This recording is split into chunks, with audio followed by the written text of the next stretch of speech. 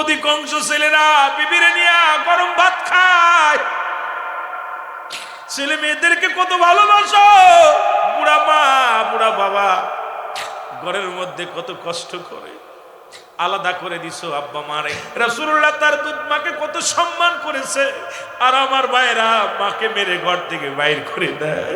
আমার যুবকেরা বাবাকে ঘর থেকে বাইর করে দেয়। আমার যুবকেরা মা বাবারে খানা দেয় না, মা বাবারে কষ্ট দেয়। তুমি যদি বাইতুল মুকাররমের ইমাম হও, মক্কা শরীফের ইমাম হও, খোদার কসম, খোদার কসম, আল্লাহর কসম করে বলি, মা বাবা যতক্ষণ পর্যন্ত তোমার উপরে রাজি থাকবে না, খুশি থাকবে না, তোমার সমস্ত আমলগুলো বরবাদ হয়ে যাবে। জোরে জোরে চিল্লায়া বলা যাবে না আল্লাহু আকবার। এই দুনিয়ার মুসলমান,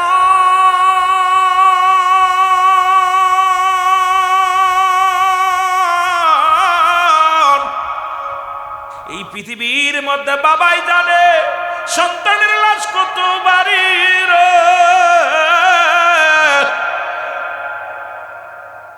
ভাই জানে ভাইয়ের লাশটা কত ভারী। এত অহংকার কেন, এত কেন তাকাব্বুরি, এত কেন দাম মানুষ? শোনো, পৃথিবীর মধ্যে প্রথম কাপড় পরেছো, পৃথিবীর মধ্যে কাপড় পরেছ অন্যের হাতে, বিদায়ের সময় কাপড় পরতে হবে অন্যের হাতে। পৃথিবীর প্রথম কাপড় পরেছো অন্য মানুষের হাতে, পৃথিবীর শেষ বিদায়ের সময় কাপড় পড়তে হবে অন্য মানুষের হাতে। তোমার কিসের এত অহংকার, কিসের এত দাম, কিসের এত মস্তানি? ও বন্ধু, এই দুনিয়ার মধ্যে এত তাকাব্বুরি করো কেন? কেন এত অহংকার করো? সব কিছু চূর্ণ বিচ্ছিন্ন করে দিবে আমার আল্লাহ। সেই রব্বে কারিমের কাছে ফিরে যেতে হবে। এই চিন্তা যদি কোনো মানুষের ভিতরে থাকে, এই মানুষটা দুনিয়ায় অন্যায় করতে পারে না, জুলুম করতে পারে না, ব্যভিচার করতে পারে না। কারণ এই দুনিয়ার মানুষগুলো বড় নিষ্ঠুর। কেন এই পৃথিবীটা ভয়ঙ্কর নিষ্ঠুর? যদি একবার চিন্তা করো গো, এই দুনিয়ার মানুষগুলো পাপ কাজ করতে পারবে না, অন্যায় জগৎ ছেড়ে দিয়ে রব্বে কারিমের পাগল হয়ে যাবে। জোরে জোরে চিল্লায়া বলা যাবে না আল্লাহু আকবার। নবী মায়ের নবী গো,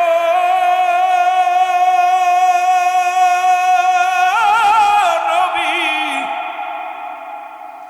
দীর্ঘ 13টা বছর কাটাইলেন, কালেমার দাওয়াত দেওয়া শুরু করলেন।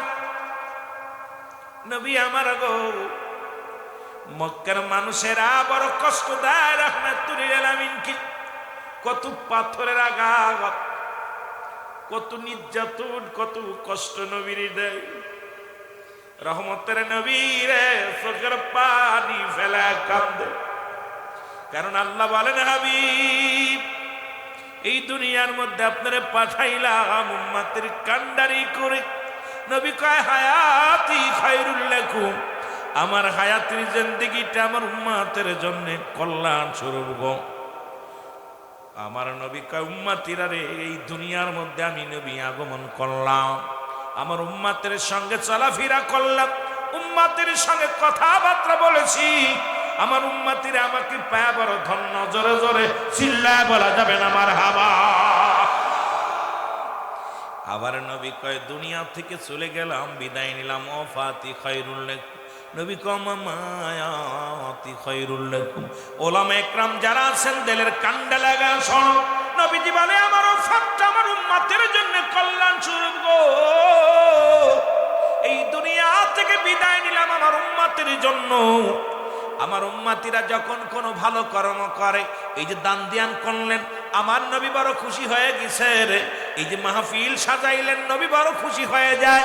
নবী উম্মতিরা এই দুনিয়ার মধ্যে যখন কোনো বান্দা ভালো কর্ম করে, আমি নবী প্রশংসা করি আমার রব্বে কারিমের দরবারে। আল্লাহ অমুক গ্রামে ওই স্বর্গবিন্দুপুরের মানুষগুলো বড় ভালা, কোরআনের মাহফিল সাজাইছে, দ্বীনি মাহফিল সাজাইছে। আল্লাহ আল্লাহ ওদের জন্য প্রশংসা করে আমার নবী। আবার কোন উম্মত যদি গুনাহের কাজ করে গো, আল্লাহর নবী কয়, উম্মতিরা রে, আমি নবী আল্লাহর দরবারে ইস্তিগফার করি, ক্ষমা চাই। আল্লাহ আমার ওই চরগোবিন্দপুরের জমিনের অমুক ব্যক্তি গুনাহ করেছে, আল্লাহ দয়া করে আব্দুল জব্বার সাহেব গুনাহ করেছে, তারে তুমি মাফ করে দাও। এর পৃথিবীর মধ্যে আমার নবীজি ও অন্যায় করে ছেলে মাফ চায় বাবায়, অন্যায় করে গ্রামের ছেলে মাফ চায় চেয়ারম্যান মেম্বার যাই না, এমন নবীর উম্মত হই না। অন্যায় করি আমি মাফ চাই আমার নবী, এই নবীর পক্ষে থাকার দরকার আছে কিনা?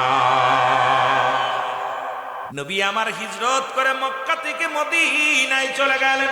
মদিনায় চলে গেল রে, ছোট্ট মাসুম বাচ্চা দুনের কথাগুলো ভুলে যায়। নবী আমার যাইয়া মাতৃভূমির জন্য নবী আমার তাকায় তাকায় কান্দে। আমার নবী মাতৃভূমিকে ভালোবাসত রে, দেশের মায়া, দেশের জন্য রাসূল আমার চোখের পানি পড়ে রে, কারণ আমার নবীজি মক্কা মদিনার পাগল ছিল। রাসূলুল্লাহ চোখের পানি ছেড়ে কান্দে রে। ছোট ছোট দুটি বাচুম বাচ্চা আসলেন রাসূলুল্লাহর কাছে এসে, একটা ছেলের বয়স 10 আর একটা ছেলের বয়স 8। রাসূল বলে, বালকেরা রে কি বলতে চাও তোমরা? বলে, হুজুর আপনার নাম কি? বলে, আমি রাহমাতাল লিল আলামিন হযরত মুহাম্মদুর রাসূলুল্লাহ সাল্লাল্লাহু আলাইহি ওয়াসাল্লাম। বলে, হুজুর আপনি এনে কেন আসছেন? কয়, আমি আমার বাড়ি মক্কায়, মক্কার মানুষেরা অনেক কষ্ট দিচ্ছে, আমি নবীর কষ্ট সহ্য করতে পারি নাই, তোমাদের মাঝে আসি। মদিনার ছোট ছোট দুইটা মাসুম বাচ্চা, একটার বয়স 10, একটার বয়স 8। বালক দুই ডাক দিয়ে বলে, ইয়া রাসূলুল্লাহ, ইয়া হাবিবাল্লাহ, সত্যি করে বলেন ও নবী গো, মক্কার জমিনে সব চাইতে কষ্ট আপনাকে কে দিছে নবী গো? নবী চোখের পানিগুলো ছেড়ে দিয়া বলেন, বালকেরা রে, ওই মক্কার জমিনে সবচাইতে বেশি কষ্ট আমার দিছে ইসলাম প্রচারের জন্যে। ওরে বালকেরা শোনো, ওনার নাম হলো মাস্টার আবু জেহেল, সবচেয়ে বেশি কষ্ট আমারে দিছে। জোরে বলো আল্লাহু আকবার। বালক দুটি বলে, ইয়া রাসূলুল্লাহ, ইয়া হাবিবাল্লাহ, ইয়া নবী, মায়ার নবী গো, আপনার কষ্ট, আপনি কেন কান্দেন? নবীজি বলে, আমি এতিম, এই দুনিয়ার মধ্যে আমার মা নাই, আমার বাবা নাই, আমি বড় এতিম রে।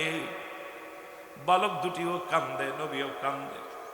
রাসূলুল্লাহ বলে, বালকেরা রে, আমার দুঃখ আমি কারে বলবো? আমার মা দুনিয়ায় নাই। আমার দুঃখ আমি কারে বলবো? আমার বাবা দুনিয়ার মধ্যে নাই রে। বালকেরা, বালক দুটি বলে, ইয়া রাসূলুল্লাহ, আপনার আব্বা মা কি হয়েছে? বলে, হুজুর আপনার আব্বা মা কি হয়েছে? বলে, বালক শোনো, আমি যখন 6 মাস আমার মায়ের গর্ভে, তখন আমার আব্বা জান দুনিয়ার মায়া ছেড়ে চলে যায়। যখন আমার বয়স 6 বছর, তখন আমার মা ফাঁকি দিয়ে বিদায় নিয়ে চলে যায়। আমার বয়স যখন 6 বছর 7 মাস, তখন আমার দাদা আব্দুল মুত্তালিব বিদায় নিয়ে যায়। আরে কষ্ট, জীবনের দুঃখ বলবো কারে? জীবনের মাতৃ ছায়া, পিতৃ ছায়া থেকে আমি বঞ্চিত হয়েছি। বালক দুটি কান্দার বলে, হুজুর আমরাও আমাদের বাবারে হারায়া ফেলেছি, আমাদের বাবা দুনিয়ার মধ্যে নাই। আমার আম্মা জান বলছে, মদিনার বুকে একজন নবী আসছে রে, মায়ার নবী উম্মতের কান্ডারি, যাও বালকেরা সেই নবীর সঙ্গে দেখা করে আসো। জোরে বলা যাবে না মারহাবা। এই রমাদান মাস এসে গেল, মুসলমান গভীর মনোযোগ। বালক দিকে নবীজি ঘোষণা করে দিলেন, বদরের যুদ্ধ ঘোষণা হবে। কিসের যুদ্ধ? জোরে বলেন, কিসের যুদ্ধ? বদরের যুদ্ধ অনুষ্ঠিত হবে। রাসূলুল্লাহ ঘোষণা করে দিলেন, ও আমার সাহাবীরা, যেহেতু আমি এখানে আসা পর আবু সুফিয়ান, আবু লাহাব, আবু জেহেল চক্রান্ত করে মুসলমানদের নির্যাতন করতেছে, মুসলমানদের বাড়ি ঘর পুড়াইয়া দিতেছে, মুসলমান পাইলেই তাদের কতল করা হচ্ছে, মুসলমানদের রক্ত নিয়ে খেলা করে। আমি নবী আর বয়া থাকবো না রে। আমি নবী যুদ্ধের ডাক দিলাম, বাতিলের বিরুদ্ধে যুদ্ধ ঘোষণা করে দিলেন নবীজি। সেই যুদ্ধটার নাম হলো বদরের যুদ্ধ। জোরে বলেন মারহাবা। মুসলমানদের প্রথম যুদ্ধ। জোরে বলেন আল্লাহু আকবার। খুব খেয়াল করবেন বাবা, বালকদের নিয়ে কথাগুলো বলি, খেয়াল করেন। লম্বা আলোচনা করতে গেলে সময় পাবো না, যে অন্যদিকে আমি যেতে পারবো না। ও ও যুবক বন্ধুরা, দেলের কান্ডা লাগা শোনো না। রাসূলুল্লাহ ঘোষণা করে দিলেন, যেহেতু মুসলিম মিল্লাতের ইজ্জতের, কোরআনের খাতিরে, হাদিসের খাতিরে ইজ্জত রক্ষা করার জন্য নবীজি ঘোষণা করে দিলেন, বাতিলদের জন্য তোমরা এতই যদি পারো, বাতিল এবং হকের মধ্যে যুদ্ধ হবে। সুতরাং সাহাবীরা তোমরা তৈরি হও। রাসূলুল্লাহর কাছে মাত্র 2টা তরবারি আর 8টা ঘোড়া, 1000 সৈন্য, 1000 তরবারি, হাজার হাজার জনবল, হাজার হাজার শক্তি। আর রাসূলুল্লাহ নবী গো কার সঙ্গে যুদ্ধের ঘোষণা করে দিলেন? রাসূল বলেন, তোমরা ভয় পেও না, কারণ বাতিলের সঙ্গে লড়াই হবে, আমাদের এই লড়াই টিকে থাকতে হবে। কারণ রব্বে কারীম আমাকে হুকুম দিছে জিবরিল আমিনের মাধ্যমে। সুতরাং এই যুদ্ধের জন্য তোমরা তৈরি হও। মুসলিম সেনা ছিল মাত্র 313 জন। কতজন? 313 জন। খুব খেয়াল, আমি আপনাদের বোঝানোর জন্য হঠাৎ করে কেন যেন ওদিকে নজর গেল, ওই জন্যই কথাটা বলতে যে অন্যদিক যাচ্ছে, হঠাৎ করে মন চাইলো যে কথাগুলো বলে আসি। 313 জন সৈন্য। রহমতের নবী ঘোষণা দেওয়া পর বালক দুটি দৌড়ে বাড়ি গেছে। বাড়িতে মাকে বলে, মা আরে এত মধুর চেহারা নবীজির, এত মায়া চেহারা দেখে আসছি গো মা। মা শুধু কান্দে রে, মা চোখের পানিগুলো ঝরঝর করে কান ফেলে আর কান্দে। 10 বছরের ছেলেটা ডাকতে বলে, মা তুমি কেন কান্দো? 8 বছরের শিশু ডাকতে বলে, মা তুমি কেন কান্দো? বলে, বাজান রে কেন কাঁদছি তোরে কেমনে বুঝাইব? আজকে যদি তোমার বাবা বেঁচে থাকতো, আজকে যদি আমার স্বামী বেঁচে থাকতো। রাসূলুল্লাহ যুদ্ধে ডাক দিছে রে, আমার নবী বদরের যুদ্ধে ডাক দিছে। আজকে আমার স্বামী যুদ্ধের ময়দানে যে শাহাদাতের পেয়ালা পান করত, আর আমি কিয়ামতের ময়দানে আমি শহীদের বিবি বলে আল্লাহর দরবারে হাজিরা দিতাম। বড় কষ্ট, আজকে আমার স্বামী দুনিয়ার মধ্যে নাই।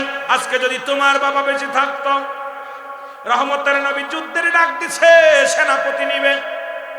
আমার স্বামী আজকে যুদ্ধের ময়দানে যাইতো, তোমার আব্বা জান শাহাদাতের পেয়ালা পান করত, আর আমি কিয়ামতের ময়দানে আল্লাহর দরবারে দাঁড়ায় বলতাম, আল্লাহ আমি একজন শহীদের স্ত্রী, আল্লাহ আমি একজন শহীদের স্ত্রী। আল্লাহর দরবারে আমি জবাব দেব কেমনে করে বাবা? আজকে তোমরাও ছোট ছোট মানুষ, তোমাদের তো পাঠাতে পারছি না, আমার স্বামীও নাই, আর রাসূলুল্লাহ মেয়েদের নেবে না, আমিও যেতে পারছি না। এখন আমি কি করব? আফসোস করে কাঁদতেছে, আমি যেতে পারছি না। দুটি ছেলে ডাকতে বলে, মা মা গো, ও মা আমাদেরকে হুকুম দাও, আমরা যাব যুদ্ধের ময়দানে। জোরে জোরে বলো মারহাবা। মা বলে, মা চোখের পানি মুছে বলে, বাবা আমি বড় খুশি হয়েছি, তোদেরকে গর্বে ধরে আমি ধন্য, তোদেরকে গর্বে ধারণ করে আমি মা বড় ধন্য। আমি তোদের 2 ভাইকে বিদায় করে দিলাম, যা যা ইসলামের জন্য, রাসূলুল্লাহর পক্ষে, কোরআনের পক্ষে যাও যাও। আমি তোমাদের 2 ভাইকে বিদায় দিয়ে দিলাম, যাও রহমতের নবীর পক্ষে, ইসলামের পক্ষে বাতিলের সঙ্গে লড়াই করো। বাবা গো বাবা, আমি চাই তোমরাও শাহাদাতের পেয়ালা পান করো, কারণ আমি কিয়ামতের ময়দানে শহীদের মা বলে চিৎকার মারবো। জোরে বলেন মারহাবা। কেমন মা? আরে নবীর প্রেমিক, ইসলামের প্রেমিক, আর আমাদের ধামড়া মহিলাগুলো বাজার দিয়ে ঘুরতেছে। মা 2 ভাইকে দোয়া করে দিলেন, বাবা তোদের বিদায় করে দিলাম, যা। আজকে আমি বড় ধন্য হয়েছি, স্বামী বেঁচে নাই, স্বামী মারা গেছে, তবে আমার ঔরজাত সন্তান, আমার কলিজাত 2টি সন্তান কোরআনের জন্য, রাসূলুল্লাহর পক্ষে লড়াইয়ের জন্য, যুদ্ধের ময়দানের জন্য, বাবা তোমাদের আমি বিদায় করে দিলাম, যাও। 2 ভাই রওনা হয়ে গেলেন। এদিকে রাসূল যুদ্ধের ঘোষণা দেওয়া পর ওরে মদিনার কানা নাংরা নুলা গরিব মিসকিন সব মানুষ কাতারে দাঁড়ায় গেছে, ছোট ছোট বালকেরাও লাইনে দাঁড়ায় গেছে। সুবহানাল্লাহ। 10 বছরের বালক বলে, ইয়া রাসূলুল্লাহ, ইয়া হাবিবাল্লাহ, আমি এখানে দাঁড়াইছি মাফে বড় হওয়ার জন্য। কিসের জন্য? মাফে বড় হওয়ার জন্য। বলে, বাবা তুমি তোমার পায়ের নিচে পাথর দিছো, উঁচু টিলার উপরে দাঁড়াইছো, বলে হুজুর আমি যুদ্ধের ময়দানে যাব। হুজুর বলেন বাবা তুমি ছোট মানুষ। বলে হুজুর আমি ছোট না, কারণ আমি মাপের জন্য, আপনি মাপে নিতেছেন, মাপের জন্য ঠিক হয়, যদি এই জন্য আমি টিলার উপরে দাঁড়াইছি আমার মাপ দেন। নবীজি কয় রে তোমার মার কাছ থেকে, তোমার আব্বার কাছ থেকে অনুমতি নিয়ে আসো। বলে হুজুর আমার মা বাবা, আমার আব্বা দুনিয়া থেকে আগেই বিদায় হয়ে গেছে, আমার মা থেকে আমি বিদায় আনছি। ইয়া রাসূলুল্লাহ, ইয়া হাবিবাল্লাহ, আমার মা আমাকে হুকুম দিছে আমি যুদ্ধের ময়দানে যাব। জোরে জোরে বলেন মারহাবা। রাসূলুল্লাহ সিলেকশন করলেন, যাও তোমাকে দিলাম। আবেগ দেখে 10 বছরের পোলা সাকসেস। রাসূলুল্লাহ মাপতে মাপতে চলে গেলেন, যা দেখো ছোটটা 8 বছরের নাই। নবীজি বলে তুমি এখানে লাইনে দাঁড়াইছো কেন? কয় হুজুর যুদ্ধে যাব। সুবহানাল্লাহ বলেন না। কয় বছর? 8 বছরটা। কয় হুজুর যুদ্ধে যাব। নবী কয় তুই ছোট মানুষ, তুমি লাইনে দাঁড়াইছো কেন? কয় হুজুর ওই যে বাইরে দেখছি ওইটা আমার ভাই, ওইটা আমার, ওইটার বয়স কত? কয় 10 বছর। 10 বছর ওটা নিলেন, আমি 2 বছরের ছোট আমার দিবেন না, ওইটা তো আমার ভাই, ওরা নিছেন কেন? সুবহানাল্লাহ। 8 বছরটা। কয় হুজুর ওইটা তোমার ভাই। কয় বাবা তুমি ছোট মানুষ, তুমি যাও পরে যেও। বলে না হুজুর আমি যাব যুদ্ধের ময়দানে। ওর বয়স 10 বছর হতে পারে, ওর চাইতে শক্তি আমার কম নয়। হুজুর আপনার কাছে একটা দাবি, যেহেতু আপনি শক্তির পরীক্ষা হবে যুদ্ধের ময়দানে, অস্ত্র চালানো লাগবে, যেহেতু যুদ্ধের ময়দানে পাথর চালা লাগবে, ইয়া রাসূলুল্লাহ শক্তি দেখে নিতেছেন, আমি আমার ভাইয়ের সঙ্গে কুস্তি ধরব, যদি কুস্তি ধরে যদি বিজয় লাভ করতে পারি তাহলে কি আপনি নিবেন? সুবহানাল্লাহ বলেন না। নবীজিকে বলতে ইয়া রাসূলুল্লাহ আমি তো 8 বছরের বালক, আমি ছোট মানুষ, আমার নিতে চাচ্ছেন না, আমার ভাইয়ের সঙ্গে কুস্তি ধরবো, যদি ভাই যদি পরাজয় হয় আমার কি নিবেন? ও আস্তে ধরছে আর বড় ভাইরে টান দিয়ে ফেলে দিয়ে বুকির পারবো এক পায়, ইয়া রাসূলুল্লাহ ইয়া হাবিবাল্লাহ এবার কি দেখছেন আমার শক্তি? যারা বলেন না মারহাবা। নবীজি কয় তুই সিলেট। সুবহানাল্লাহ বলেন না। বড় ভাই নিচেই পড়ে গেছে, বড় ভাই ছোট ভাই উপরে।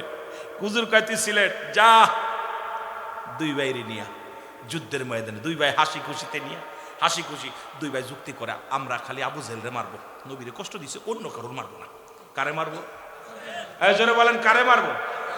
ওই বদমাইশটা এই মানুষটারে কেমনে মারছে রে? আহারে যার চেহারার দিকে তাকাইলে যার গায়ের উপরে মশা মাছি পড়ে না, এই মানুষটারে কষ্ট দিছে। আমার নবীজি বললেন তোমরা সেহরি খেয়ে নাও। অনেক মানুষ সেহরি খাতি পান নাই, ক্ষুধার্ত অবস্থায় সাহাবীরা 313 জন সাহাবী বদরের যুদ্ধে। এ মুসলমান শোনো, 17 রমজান, 17 রমজান অনেক বড় কাহিনী, এটা বলতে গেলে 5-7 ঘন্টা লাগবে। আমি তো ছোট্ট একটু খালি পোলাপান দেখা কথাগুলো শুরু করলাম। নাই বদর প্রান্তের ইতিহাস, নবীর কষ্টের কথা বলতে গেলে আমার নিজের ভিতরে আমি সহ্য করতে পারি না, ধরে রাখতে পারি না নিজেরে। কারণ রাসূলুল্লাহর কষ্টের কথা শুনলে, সাহাবীদের কষ্টের কথা শুনলে, রাসূলুল্লাহ সৈন্য গেরে 313 জন সৈন্য, তার অধিকাংশ না খেয়ে রয়েছে রোজা।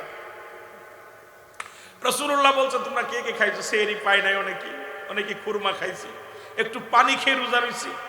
রোজা অবস্থায় নবীজি পাঠিয়ে দিলেন, যাও বিজয়ের জন্য তৈয়ার হও, তৈয়ার হয়ে যাও। 313 জন সাহাবী। কয়জন? 313 জন সাহাবী। অস্ত্র কয়টা? 2টা। আর ঘোড়া কয়টা? 8টা ঘোড়া নিয়ে চলতেছে। সাহাবীরা সব ভয়ে আতঙ্ক। সাহাবীরা দেখছে হাজার হাজার সৈন্য, আবু জেহেলের সৈন্য সব ঘোড়া নিয়ে দুমড়ুবিকে আক্রমণ করার জন্য আসতেছে। রাসূলুল্লাহ বলে তোমরা ভয় পেও না, আমি আছি তোমাদের সঙ্গে। আমার বাবারা গভীর মনোযোগ। যুদ্ধ শুরু হবে এমন সময় জিবরিল আমিন জমিনের মধ্যে আগমন করেছে। বলে হুজুর, হুজুর। বলে কিসের জন্য আসছো? বলে হুজুর রব্বে কারীম এই যুদ্ধে আমাদের অংশগ্রহণ করার জন্য হুকুম দিছে। ইয়া রাসূলুল্লাহ ইয়া হাবিবাল্লাহ, সাহাবীদের অন্তরে কোনো ভয় নাই, আপনার সাহাবীদের অন্তরে কোনো ভয় নাই। আমি সৈন্য নিয়ে আইছি 1-2 হাজার নয়, নবী গো 8,000 সৈন্য অলরেডি রাসূলুল্লাহ আল্লাহ পাঠিয়ে দিয়েছে। 3,000 সৈন্য নিয়ে আপনার কাছে হাজির হয়েছি, আর 5,000 পাশে দাঁড়ায় আছে নবী গো, যদি লাগে তাদেরকেও আনবো। জোরে বলেন মারহাবা। আমার রাসূলুল্লাহ বলেন জিবরিল তাহলে তোমরা প্রস্তুতি নাও। রাসূলুল্লাহ প্রস্তুতি নিলেন। ওরা দেখতেছে হাজার হাজার ঘোড়া, হাজার হাজার সৈন্য, হাজার হাজার সৈনিক রওনা হয়ে গেলেন এই যুদ্ধে। মুসলমান শুনে নাও, রাসূলুল্লাহর সাহাবী 14 জন শাহাদাতের পেয়ালা পান করল, আর কাফের বেঈমানেরা 70 জন নিহত হলো, 70 জন বন্দী হলো। আমার ভাইরা, আমার বন্ধুরা, আমার আবু জেহেলের লোক, এর মধ্যে 70 জন বন্দী হলো, 70 জন নিহত হলো। ওই বালক দুটি দৌড়ায় দৌড়ায় যায়, খোঁজে আবু জেহেল কে রে, তোমরা কি বলতে পারো আবু জেহেলের খবর জানো? একজন সাহাবী বলে, ও বালক, ওই যে আবু জেহেল দেখো, ওই ঘোড়ার উপরে দাঁড়িয়ে আছে তরবারি নিয়ে। দুটি ভাই দুটি তরবারি নিয়ে হাতের মধ্যে চলে গেছে, যায় হাঁটুর নিচেই পড়ে আছে, কারণ ঘোড়ার হাঁটুর নিচেই পড়ে আছে ছোট্ট মানুষ। বড় ভাই ছোট ভাই চিন্তা করে মারবো কেমনে, না গলতো পাইনি, কারণ ওই পর্যন্ত ছোঁয়া পাই না। ছোট ভাই ডাক দেখায়, বড় ভাই রে, ভাই ঘোড়ার পা কেটে দাও, পা কেটে দিলে ঘোড়া পড়ে যাবে, এই ফাঁকে তারা জবাই করে দিব। কত বুদ্ধি, কত আল্লাহ রব্বুল আলামিনের রাসূলের প্রতি কত মায়া। সঙ্গে সঙ্গে ঘোড়ার পায়ের মধ্যে কোপ মেরে দিছে। মারহাবা বলেন না? ঘোড়ার পায়ের মধ্যে যখন কোপ মেরে দিছে, ঘোড়া জমিনের মধ্যে পড়ে গেছে, আবু জেহেল নিচে হয়ে গেছে। সঙ্গে সঙ্গে আবু জেহেলের কাল্লার মধ্যে এক কোপ লাগায় দিছে। সব মুসলমান শোনে না, আবু জেহেলকে চির বিদায় করে দেওয়ার পর আবু জেহেলের ছেলে মুসলমান আকরামা, উনি দূর থেকে দেখছে দুটি বালক আমার বাবাকে নিহত করছে। দৌড়ে এসে হাতের মধ্যে কোপ লাগায় দিছে। বালকটা 8 বছরের শিশু, এই হাতের মধ্যে কোপটা লাগায় দেওয়ার পর হাতটা ঝোলা শুরু করেছে। হাতখানা পায়ের নিচেই দিয়া ইয়া রাসূলুল্লাহ বলে চিৎকার মেরে বলে, আল্লাহ, হাতটা যদি বিরক্ত করতে, যেহেতু আমার হাত নাই, এই হাত দিয়ে আমি যুদ্ধের ময়দানে বিজয় অর্জন করতে পারবো না। সঙ্গে সঙ্গে হাতটা টান দিয়ে ছিঁড়ে, মুসলমান শুনে নাও, দুনিয়ার বুক থেকে বালক দুটি শাহাদাতের পেয়ালা পান করেছে। আমার ভাইরা, আমার বন্ধুরা, আমার এই জন্য আমি আপনাদেরকে বলে যাই, এই ছোট সন্তান দুটি প্রমাণ করে দিলেন জীবনের চাইতে ইসলাম বড়তর, ইসলামটা অত্যন্ত উত্তম। জীবন চলে গেলে জান্নাত পাবো, যদি ঈমান চলে যায় জাহান্নামে চলে যাবো। কারণ রাসূলের পক্ষে স্লোগান দিয়েছে, কোরআনের পক্ষে স্লোগান দিয়েছে। আর ঈমান যাদের নাই এই দুনিয়ার মধ্যে, এরা হলো কপাল পোড়া মানুষগুলো। আমার ভাইয়েরা, বুখারী শরীফের একটা কথা আমার মনে পড়ে গেল, 3 বন্ধুর কথা বলুন মুসলমান শুনে নাও। বুখারী শরীফের 2333 নম্বর হাদিস খানা। মুসলমান শোনো, আব্দুল্লাহ ইবনে উমর রাদিয়াল্লাহু তাআলা হতে বর্ণিত, রাসূল আকরাম সাল্লাল্লাহু আলাইহি ওয়াসাল্লাম বয়ান করেছেন, বুখারীর হাদিস খানা। 3 বন্ধু, গো মুসলমান শুনে নাও, কথাগুলো বলতে গেলে অনেক কথা এসে যায়, কথাগুলো আলোচনা করতে গেলে অনেক আলোচনা চলে আসে। 3 বন্ধুর মধ্যে 3 বন্ধু মুসলমান বনি ইসরায়েলের 3 বন্ধু যাইতেছে, রাস্তা দিয়ে ঘুরতে যাইতেছে। 3 বন্ধু হঠাৎ করে জমিনের মধ্যে বৃষ্টি বর্ষণ হয়, আকাশ থেকে বৃষ্টি ঝরে। 3 বন্ধু দৌড়ায়া চলে গেলেন একটা গুহার মধ্যে, জোরে জোরে বলেন মারহাবা। হঠাৎ করে গুহার মুখে একটা পাথর আসিয়া আটকা পড়ে গেলেন। পাথরটা গুহার মুখটা বন্ধ হয়ে গেল। 3 বন্ধু ভয় পেয়ে গেল, এই বুঝি জীবনের শেষ রাত, এই বুঝি জীবনের শেষ দিন, আর সম্ভব হবে না, আর এখান থেকে ফিরে যেতে পারবো না, এখানে আমাদের জীবন কাটাতে হবে, এখানেই আমাদের মরা দেহ পড়ে থাকবে, এখানে আমাদের জীবন শেষ। 3 বন্ধু চোখের পানিগুলো ছেড়ে ছেড়ে কাঁদতে লাগলো, দম বন্ধ হয়ে আসতেছিল। 3 বন্ধু কান্দার বলে, রব্বে কারীম, এখানে কেউ আমাদের সাহায্যের হাত বাড়াবে না, কারণ এই গুহার মধ্যে কোনো ব্যক্তি, আমরা আছি, কেউ জানবেও না, কোনোদিন আমাদের কেউ সাহায্যের জন্য হাত বাড়াবে না, আর আমরাও বেশিক্ষণ আর থাকবো না, কারণ অক্সিজেন যাচ্ছেন, এর মধ্যে বাঁচা সম্ভব হবে না, কারণ মারা যাব, নিশ্চিত মারা যাব। 3 বন্ধু এক জায়গায় বয়া চিন্তা করে, আল্লাহ, এখন উপায় হবে কি, এখন আমাদের উপায় হবে কি? জোরে জোরে চিল্লায় বলা যাবে না মারহাবা। 3 বন্ধু যুক্তি করে, আল্লাহ, জীবনে যদি ভালো কর্ম করে থাকি, ইয়া রাসূলুল্লাহ, আমাদেরকে দয়া করো। প্রথম বন্ধু হাত উঠায়া দিয়েছে।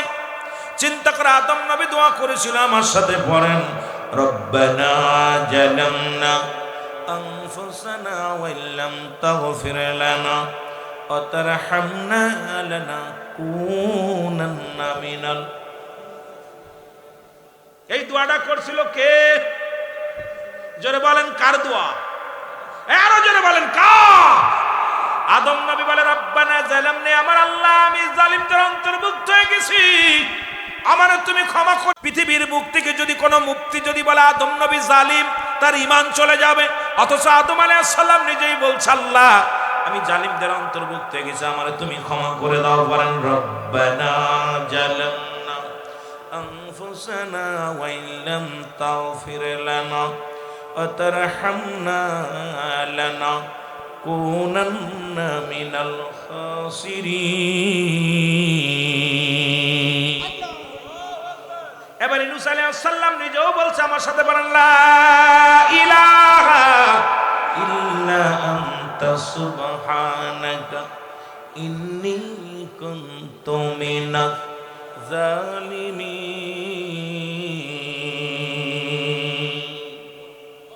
ইউনূস আলাইহিস সালাম বলে আল্লাহ আমি জালিমদের অন্তর্ভুক্ত হয়ে গেছি, আমারে ক্ষমা করে দাও। আর তুমি বিয়া পাপ করেন। আমার দেশে এক মন্ত্রী দেখলাম কিছুদিন আগে বলছে আমি কোনো পাপ করি না, আমিন কব না। ওরা জুতাতে ফিটাই নেই কেন? আমি চিন্তা করলাম কোন দিন নবী সাহাবীরা 10 জন সাহাবীকে দুনিয়ার মধ্যে জান্নাতের সংবাদ দিছে, ঠিক কি না? কথা কয় না?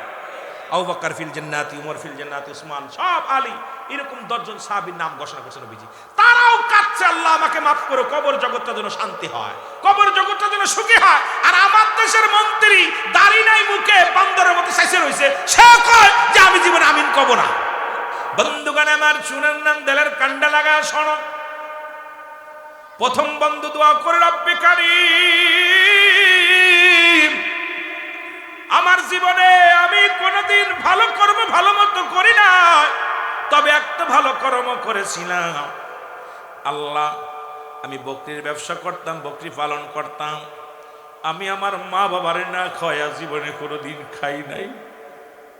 আমি আমার মারে না খাওয়া, আমি আমার বাবারে না খাওয়া জীবনে কোনোদিন খানা খাই নাই। আল্লাহ সারাদিন বকরি পালতাম, সন্ধ্যা লেগে যেত, আর সন্ধ্যার সময় বাড়ি এসে দুধ দহন করতাম। দুধ দহন করিয়ে আমি আমার মারে আগে খাওয়াইতাম, বাবারে খাওয়াইতাম। আমারও ছেলে ছিল, আমার মেয়ে ছিল, আমার বিবি ছিল। কোনোদিন আমার মা বাবার আগে আমার মেয়েরে দিই নাই, মা বাবার আগে কোনোদিন আমার বিবিরে খাতি দিই নাই। এমনকি মা বাবারে না খায় আমি নিজেও কোনোদিন খাই নাই। আরে মা বাবা প্রেমিক। কোনোদিন আমার মা বাবার একদিন আল্লাহ ও আমার আল্লাহ একদিন আমি বকরিগুলো খায়া বাড়ি এসে দেখি আমার মা বাবা দুজনই ঘুমায়া গেছে। আমি দুধ দহন করিয়া গরম করে এনে দাঁড়ায় রইলাম, দেখি মাও ঘুমায় গেছে, বাবাও ঘুমায় গেছে। আমি আমার বেবি বাচ্চাকে না খাওয়ায় রাখলাম, কারণ প্রতিদিন যখন আমার মা বাবা খেয়ে যেটুকু অবশিষ্ট থাকতে পরে আমার সন্তানদের খাওয়াইতাম, আমার ছেলেরে খাওয়াইতাম, মেয়েরে খাওয়াইতাম। আজকে আমার ছেলে মেয়ে খায়, মা সে থাকে, মার সামনে খাবার যায় না, বাবার সামনে খাবার যায় না। অধিকাংশ ছেলেরা বিবিরে নিয়ে গরম ভাত খায়। ছেলে মেয়েদেরকে কত ভালোবাসো, বুড়া মা বুড়া বাবা ঘরের মধ্যে কত কষ্ট করে আলাদা করে দিছো আব্বা মারে। যুবক কান্দার বলে আল্লাহ আমার জীবনে তো আমি আমার মার থুয়া কোনোদিন খাই না, এমনও কোনোদিন আমি না খাই আমার মারে, আমার বাবা না খাওয়া পর্যন্ত আমার কলিজার টুকরা সন্তানদের খাওয়াই নাই। রব্বে কারীম সারাদিন সারা রাত কেটে গেল, আমার সন্তানদেরও না খাওয়াই রাখলাম, বিবিও না খেয়ে থাকলো, আমিও না খেয়ে থাকলাম। সকাল হলো, আমার বাবা মা ঘুম থেকে উঠলো, এরপরে আমার আব্বা মারে খাবার দিলাম, আমার আব্বা মা খাইলো। আল্লাহ এটা যদি আমি ভালো কর্ম করে থাকি, ইয়ার ওসিলায় তুমি ওই গুহার উপর থেকে পাথরটা একটু সরায়া দাও। কেমন সন্তান! পিতামা 3 শ্রেণী মানুষের দোয়া কবুল হয় না। নাম্বার 1 পিতামাতার নাফরমানি সন্তান, নাম্বার 2 এতিমের বাল ভক্ষণকারী, নাম্বার 3 হিংসুটে মানুষ। হিংসা মানুষের দোয়া রব্বে কারীম কবুল করে না। আমার ভাইরা, আমার বন্ধুরা, আমার যুবক বাবার একটু আস্থা কানে লাগায়ও, দেল দিয়া শোনো। আব্বা মাঝে কেমন নিয়ামত প্রমাণ করতে যদি চাও নবীর কদমে আসলেন, নবীজির দুধমা হালিমাতুস সাদিয়া রাসূলের কদমে আসলেন, রাসূলুল্লাহ নিজের চাদর মুবারক বিছায়া দিলেন, নবীজির কানে কানে কি যেন কথা বললেন। এরপরে নবীর উরতের পর হাত দিয়ে আমজ মুসলমান হালিমাতুস সাদি উঠে গেলেন। সাহাবীরা বলে, ইয়া রাসূলুল্লাহ, ইয়া হাবিবাল্লাহ, নবীজি যতক্ষণ পর্যন্ত হালিমাতুস সাদিয়া চোখের আড়াল না হলো ততক্ষণ পর্যন্ত নবীজি দাঁড়ায়া দাঁড়ায়া চোখের পানি ছেড়ে কাঁদতে লাগলো। আল্লাহর নবীর সাহাবীরা বলে, ইয়া রাসূলুল্লাহ, ইয়া হাবিবাল্লাহ, নবী গো, আপনি কেন কাঁদছেন? আর আপনার চাদর মুবারক, আপনার রুমাল মুবারক ওই জনক মহিলাকে বিছায়া দিলেন, কে গো নবী? আমার নবী বলে, সাহাবীরা রে, উনি আমার দুধমা হালিমাতুস সাদিয়া। সুতরাং এই পৃথিবীর মধ্যে ওই দুধমা আমাকে দুধ পান করাইছে। রাসূলুল্লাহ তার দুধমাকে কত সম্মান করেছে। আর আমার ভাইরা মাকে মেরে ঘর থেকে বাইর করে দেয়, আমার যুবকেরা বাবাকে ঘর থেকে বাইর করে দেয়, আমার যুবকেরা মা বাবারে খানা দেয় না, মা বাবারে কষ্ট দেয়। তুমি যদি বাইতুল মুকাররমের ইমাম হও, মক্কা শরীফের ইমাম হও, খোদার কসম, খোদার কসম, আল্লাহর কসম করে বলি, মা বাবা যতক্ষণ পর্যন্ত তোমার উপর রাজি থাকবে না, খুশি থাকবে না, তোমার সমস্ত আমলগুলো বরবাদ হয়ে যাবে। জোরে জোরে চিল্লায়া বলা যাবে না আল্লাহু আকবার। ওরে আমি যদি যাই গো মারা, আমি যদি বিদেশের মাটিতে, লাশটাই আমার পৌঁছাই দিও মায়েরই কোলেতে, রে লাশটাই আমার পৌঁছাই দিও। আরো জোরে জোরে বলেন, আরে লাশটাই আমার পৌঁছাই দিও। জন্মের পরে যে কোলেতে রাখছে আমার মা,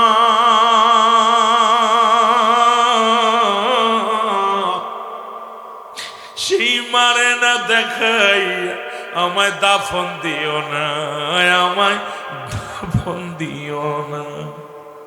জন্মের পরে যে কোলেতে রাখছে আমার মা, সেই মারে না দেখাইয়া দাফন দিও না। ওরে মায়ে মুখটাই আমার দেখলে পারে, মায়ে মুখটি একবার দেখলে পারে শান্তি পাবো কবরে, লাশটাই আমার পৌঁছাই দিও মায়েরই কোলেতে, রে লাশটাই আমার, আরো জোরে বল, লাশটাই আমার পৌঁছাই দিও। ওরে আমি যদি যাই গো মারা, আমি যদি যাই গো মারা বিদেশের মাটিতে, লাশটাই আমার পৌঁছাই দিও মায়েরই কোলেতে, রে লাশটাই আমার। এই জগতে মায়ের মতো নাই কেউ আপন,